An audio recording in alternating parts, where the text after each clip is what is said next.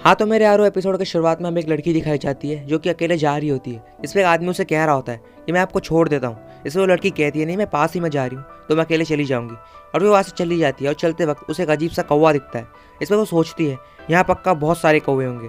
वो बिना ध्यान दिए वहाँ से आगे चली जाती है और चलते वक्त उसे ऐसा लग रहा होता है कि कोई उसका पीछा कर रहा है। तो अचानक से रुकती है, लेकिन जैसे ही वो पीछे मुड़ती है वहाँ कोई नहीं होता।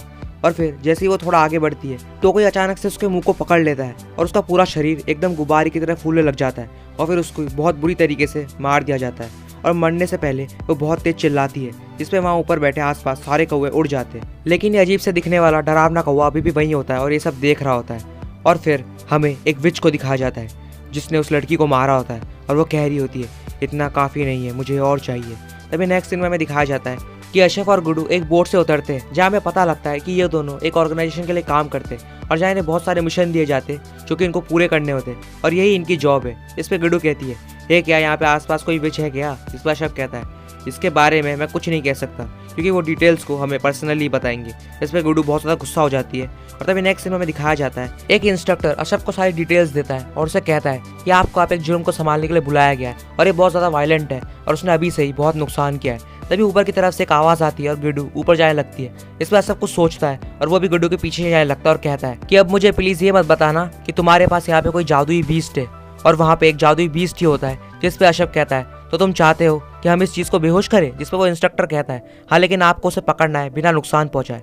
इस पे गुड्डू वहाँ से जा रही होती है और कहती है मैं इन सबसे तंग आ चुकी हूँ और मुझे इस पुराने प्लेन बीस से कोई मतलब नहीं है। लेकिन अशरफ की तो ये जॉब है तो ये उसकी मजबूरी, उसे ये करना ही पड़ेगा। और फिर वो अपना एक स्पेल करने लगता है और कहता है मैटर को मैनिपुलेट करना सबसे बेसिक है मैजिक स्पेल्स के अंदर, लेकिन फ्लूइड को कंट्रोल करने के लिए एक पर्टिकुलर नॉक चाहिए। और अपने हाथ को पानी में डाल देता है और पानी को अपने स्पेल की मदद से कंट्रोल कर लेता है और पानी से एक बड़ा बबल बना के बीस्ट की तरफ फेंक देता है। लेकिन वो बीस्ट उसे अपने हाथों से फोड़ देता है और केसर की तरफ बढ़ने लग जाता है। लेकिन फिर वो सारा पानी जो कि अशरफ ने मैनिपुलेट किया होता है वो सब अपने आप फिर से इकट्ठा हो जाता है और फिर से एक बबल बन के उसके मुंह को कवर कर लेता है। और जिसमें वो बीस्ट उसे फिर से अपने हाथों से फोड़ने का ट्राई करता है, बट इस बार वो उसे फोड़ नहीं पाता और बबल के अंदर ऑक्सीजन ना होने की वजह से वो कुछ ही देर में वहाँ पे बेहोश होकर गिर जाता है। और फिर हमें नेक्स्ट सीन में दिखाया जाता है कि अशरफ उस हाउस के ओनर से मिलता है, जिसपे वो हाउस का ओनर अशरफ को कह रहा होता है मैंने तुम लोगों को यहाँ पे बुला के बिल्कुल ठीक किया। असल में इस कंट्री में मैजिकल बीस्ट को पालना इलीगल है और मैंने सुना था कि तुम कोई भी जॉब कर सकते हो, जो कि एकदम सही था। जिस पे अशरफ कहता है नहीं, हम बस उन्हीं केसेस में अपने नाक को घुसाते हैं जिनमें जादू शामिल होता है। और फिर वो वहाँ से चले जाते हैं और अशरफ जाते वक्त बोलता है आपको अगर कोई और परेशानी हो तो ऑर्डर ऑफ मैजिकल रेजोनेंस को ज़रूर याद करिएगा। इसमें नेक्स्ट सीन में दिखाया जाता है अशरफ आराम से अपनी डाइनिंग चेयर पर बैठ के वाइन पी रहा होता है और कहता है कि काम करने के बाद खाने का अलग ही मजा है। जिसपे गुड्डू चुपचाप वहाँ पे बैठी होती है और अशरफ गुड्डू को कहता है क्या हुआ, तुम कुछ खा नहीं रही हो? इसमें गुड्डू गुस्से में बोलती है ये बताओ हमारी लास्ट जॉब क्या थी? इस पर अशरफ कहता है हमने उसे पकड़ा था जो कि जादू का इस्तेमाल करके बहुत से क्राइम कर रहा था। जिस पे गुड्डू और ज्यादा गुस्सा हो जाती है और कहती है उससे पहले, और बार बार वही बोल रही होती है उससे पहले, और कह रही होती है पहले की सारी जॉब्स में अभी तक हमें एक भी विच नहीं मिली है, तो क्या तुम मुझसे कोई मजाक कर रहे हो? तुम आखिर क्या सोचते हो कि मैंने इस ऑर्डर को क्यों ज्वाइन किया था इन सब के लिए? इस पर अशरफ कहता है कि वाइन सच में बहुत अच्छी थी और जिस पे गुड्डू बहुत ज़्यादा गुस्से में कहती है जल्दी से मुझे कोई विच ढूंढ के दो, समझे? इस पर अशरफ कहता है कि तुम्हें रियलाइज़ होना चाहिए कि विच के केसेस पेड़ पे नहीं उगते जो मैं तुम्हें ला के दूँ, और हमें विचेस के केस आने तक इंतजार करना होगा। हम तुम्हें विचेस को खाने या किसी और चीज़ की तरह सर्व नहीं करते। इस पे गुड्डू वहाँ पे चुप हो जाती है और तभी अशरफ के पास एक वेटर आके कहता है मुझे आपको ये देने के लिए कहा गया है। इस पे गुड्डू कहती है क्या ये कोई विच का केस है, जल्दी करो। इस पर अशरफ कहता है मुझे तुम्हें कितनी बार बताना पड़ेगा कि तुम एक ऑर्डर सिग्नेट रिंग चाहिए होती है इस सील को तोड़ने के लिए। और फिर अशरफ एक रिंग को पहन के उस इन्वेलप के ऊपर मारता है और वो सील खुल जाती है और फिर कहता है क्या बात है गुड्डू, शैतान का नाम लिया और शैतान हाजिर। तभी नेक्स्ट सीन में हमें दिखाया जाता है अशरफ और गुड्डू एक जगह पे पहुंच जाते हैं जहाँ अंदर एक बूढ़ी औरत निकलती है, जिस पे गुड्डू कहती है क्या तुम एक विच हो? और तभी अशरफ कहता है अबे इनसे तमीज से बात करो बे, ये लेडी हमारी क्लाइंट है। इस पे वो लेडी कहती है मुझे माफ़ करना तुम्हें इतनी दूर बुलाने के लिए, अंदर आ जाओ। और एक बॉक्स को दिखाती है और कहती है मैं इस बॉक्स को खोल नहीं पा रही, क्या तुम इसका कुछ कर सकते हो? फिर अशरफ उस बॉक्स को ऊपर उठा के नीचे की तरफ देखने लग जाता है और बॉक्स के नीचे कोई स्पेल लिखा हुआ होता है और अशरफ कहता है आप बहुत खुशकिस्मत हो क्योंकि स्पेल्स को तोड़ना ही मेरा काम है। और फिर वो उसे खोल देता है और वहाँ से वो लोग बाहर आ जाते हैं। और फिर जिस पे अशरफ गुड्डू को मजाक में कह रहा होता है तो ये डेविल के बारे में था ना, क्यों? और जिस पे गिड्डू गुस्से में कहती है तैयार हो जाओ इसकी सजा भुगतने के लिए। और तभी अशरफ कहता है आखिर क्यों, जिस पे गिड्डू कहती है आखिर फिर तुमने क्यों कहा कि ये केस डेविल के बारे में। इस पर अशरफ कहता है मैंने ऐसा इसलिए कहा क्योंकि तुम्हें नॉन डेविल केसेस को भी सीरियसली लेना चाहिए। और जिस पे गिड्डू कहती है मैं इसे सिर्फ अभी के लिए इग्नोर कर रही हूँ और जैसे ही मेरा कर्ज खत्म हो जाएगा फिर मुझे और इस ऑर्डर की जरूरत नहीं पड़ेगी और फिर मेरा सबसे पहला शिकार तुम ही होगे और मैं तुम्हें ही मारूंगी। जिस पे अशरफ स्माइल करते हुए कहता है मुझे इस दिन का हमेशा से इंतजार रहेगा। और तभी नेक्स्ट सीन में आसमान की तरफ दिखाया जाता है। इस पर अशरफ कह रहा होता है कि एक और शांतिपूर्ण विश फ्री मंथ गुजर गया और गिड्डू को कहता है मेरी मानो तो तुम्हें तुम्हारे असली शरीर को मिलने में अभी बहुत समय लगेगा। इस पर गिड्डू कहती है मैं भले ही तुम्हें बाद में मारूंगी लेकिन मैं तुम्हें अभी लाख तो मार ही सकती हूँ। और अशरफ कहता है ठीक है अब जल्दी अपना खाना खत्म करो। और तभी एक वेटर वहाँ पे फिर से आ जाता है और एक एनवेलप लेके आता है और कहता है। इस पर गिड्डू कहती है लगता है ये तुम्हारे लिए बिजी काम होगा, अब जल्दी से उस चीज़ को खोलो। इस पर अशरफ कहता है तुम्हें ये पसंद आएगा गिड्डू, ये ब्लैक एनवेलप में। इस पर गिड्डू कहता है तो क्या हाँ। इस पर अशरफ कहता है ऐसे एनवेलप तभी आते हैं जब कोई विच केस में इन्वॉल्व हो या फिर सब कुछ उन्हीं के बारे में हो। और फिर उसे पढ़ते हुए कहता है लगता है कोई विच हाइडन में सीरियल मर्डर कर रही है जो कि फेरिस का कैपिटल है। और जिस पे गिड्डू उसके हाथ से उस एनवेलप को छीन लेती है और अशरफ कहता है लगता है अब हम थोड़ा बिजी रहेंगे, अपने बैग्स को पैक कर लो गिड्डू। इस पे गिड्डू एक डेविल स्माइल देती है जैसा कि तुम देख सकते हो। और तभी नेक्स्ट सीन में दिखाया जाता है एक फ्लैशबैक जहाँ पे सारे पुलिस एक लड़की को रोक रही होती है और कह रही होती है मिस हेन्स ये बहुत खतरनाक है। और जिस पे सामने एक बिल्डिंग पूरी तरीके से जल रही होती है और जिस पे वो लड़की उस बिल्डिंग की तरफ देख के कुछ लोगों को आवाज़ लगा रही होती है और फिर वो सब मर जाते हैं और वो बिल्डिंग वहीं पे गिर जाती है उस लड़की की आंखों के सामने। और फिर हमें प्रेजेंट दिखाया जाता है जिस पे वो लड़की एक आदमी के साथ कार में होती है और वो आदमी उसे कह रहा होता है क्या तुम ठीक हो। जिस पे वो लड़की कहती है हाँ बिल्कुल।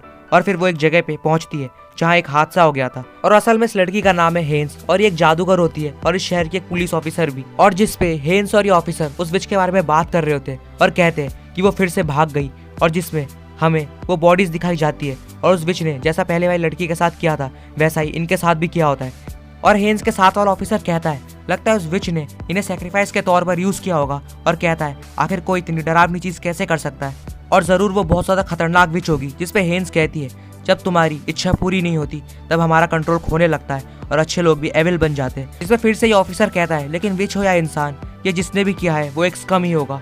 और जिस पे हेन्स कहती है इन सब का कोई मतलब नहीं है, हमें उसे एक बॉक्स में बंद करके उसके ऊपर बहुत सारे जादुई स्पेल करने होंगे जितना ज्यादा मुमकिन हो।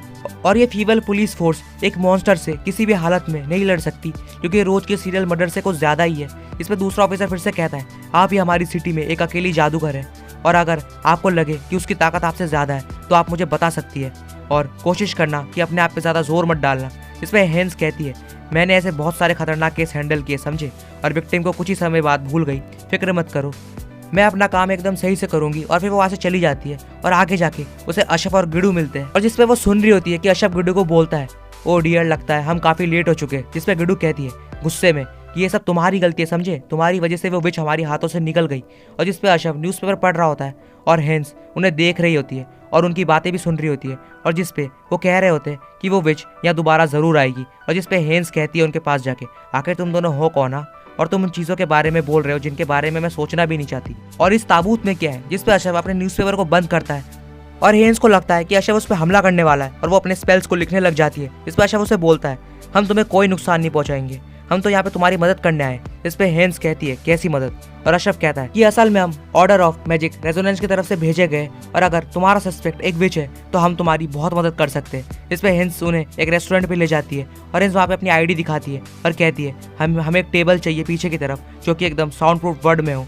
और फिर नेक्स्ट सीन में हमें दिखाया जाता है कि हेन्स उनसे पूछने लग जाती है। इस पर अशरफ उसे बताता है कि तुम्हारे मेड ने हमारे ऑर्डर के रिक्वेस्ट पे साइन किया था और कहता है कि क्या तुम थोड़ा रुकोगी जब तक हमारा खाना नहीं आ जाता। इसमें हेन्स कहती है हाँ बिल्कुल जब तक मुझे मेरी एक कप कॉफी ना मिल जाए। और फिर खाना खाने के बाद अशरफ कहता है कि हम जल्द से जल्द तुमसे इस केस के बारे में सुनना चाहेंगे। जिस पे हेन्स कहती है देखो तुम्हारे पास भले ही मेयर की अप्रूवल हो लेकिन मैं तुम पे विश्वास नहीं कर सकती, कुछ ऐसा बताओ जिससे मुझे तुम पे भरोसा हो जाए। जिसपे अशरफ हेन्स को कहता है देखो पुलिस फोर्स विचेस से नहीं लड़ सकती और जल्द ही यहाँ पे शांति के रखवाले आ जाएंगे।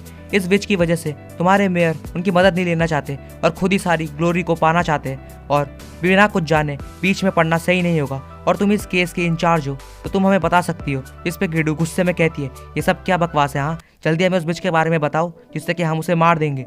इस पे अशरफ गिड्डू को शांत होने के लिए कहता है और हेन्स इन दोनों को कहती है कि मुझे अभी भी तुम दोनों पे भरोसा नहीं है और तुम दोनों मुझे बुद्धू नहीं बना सकते, तो जो भी तुम्हें पता है सच सच बता दो। इस पे अशरफ कहता है लगता है तुम किसी पे भी विश्वास नहीं करती और फिर गिड्डू के कर्ज के बारे में उसे सब कुछ बता देता है, जिस पे गिड्डू गुस्से में कहती है मैं उसे मार दूंगी। और हेंस कहती है मैं अभी भी तुम पे ट्रस्ट नहीं कर सकती, क्योंकि मैं सिर्फ उन्हीं पे विश्वास करती हूँ जिनके कारण थोड़े से बड़े होते हैं। और अशरफ कहता है तुम्हें कारण से क्या मतलब है, तुम सीधा स्पेल्स की मदद से हमारे बारे में जान सकती हो ना। जिस पे हेंस कहती है मैं स्पेल में उतनी अच्छी नहीं हूँ और हमारी पार्टनरशिप कल से शुरू होगी।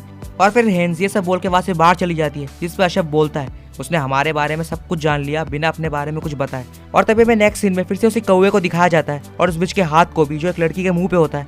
और वो फिर से वो कौवा ये सब देख रहा होता है और वो बिच पहले की तरह इस लड़की को भी बहुत ही बेरहमी से मार देती है। और ये एपिसोड भी यहीं पे एंड हो जाता है। तो मिलते हैं यार नेक्स्ट वाले एपिसोड में। मेक श्योर अगर अच्छा लगे तो लाइक एंड सब्सक्राइब कर देना। तब तक के लिए टेक केयर और बाय बाय।